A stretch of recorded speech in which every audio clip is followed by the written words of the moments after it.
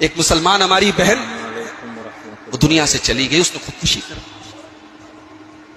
یہ خودکشی نہیں ہے، یہ مرڈر ہے، یہ آتم ہتیا نہیں، یہ ہتیا ہے، اور ہتھیارے ہم اور آپ ہیں. ہم نے اپنے سماج کو جہیز جیسی اس گندی رسم سے پاک نہیں کیا. ہم نے عورت کو اتنا بڑا بوجھ بنا دیا. لڑکی بیچاری پیدا ہوتی ہے، باپ کا چہرہ بدل جاتا ہے، پیشانی پر سلوٹیں آ جاتی ہیں. یہ کہاں سے آ گئی؟ بیٹا پیدا ہوتا ہے، خوشی کے مارے باچھیں کھل جاتی ہیں. یہ آیا ہے کما کے لائے گا.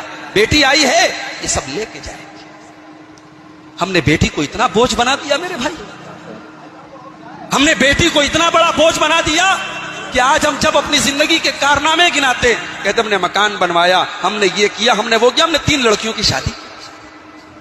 آہا ہا 3 لڑکیوں کی شادی کرنا اتنا مشکل کام ہے کہ اپنی زندگی کے اہم کام ہم جب گناتے کہتے ہم نے 3 لڑکیوں کی شادی کی، ہم نے 3 بہنوں کی شادی کی. کیوں اتنا بوجھ بنا دیا میرے بھائی اپنی بیٹیوں؟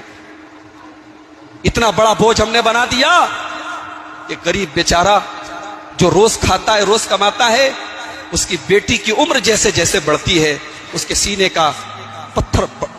کا وزن بڑھتا چلا جاتا ہے.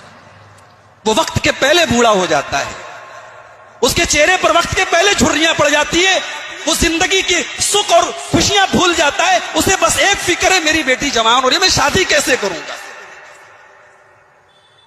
عائشہ بانو کی خودکشی ہمارے اور آپ کے چہروں پر بہت بڑا تھپڑ ہے میرے بھائی.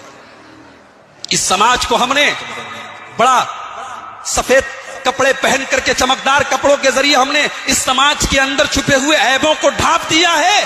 عائشہ بانو کی خودکشی نے بتایا نہیں، اس سفید کپڑے کے اندر بڑے داغ ہیں، ان داغوں کو دور کرنے کی ضرورت ہے میرے بھائی. دلوں کی اصلاح کرو، دلوں کی.